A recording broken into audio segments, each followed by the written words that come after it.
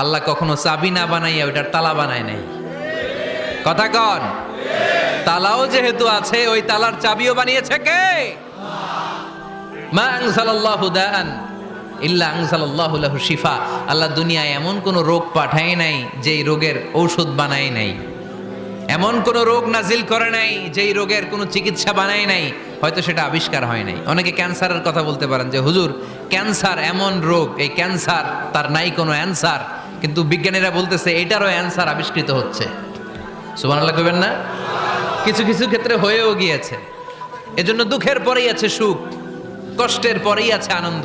এই দুনিয়াটাই এরকম, কষ্টের পরই আনন্দ। দেখবেন তারাবির নামাজ 20 রাকাত পড়তে কষ্ট লাগে না?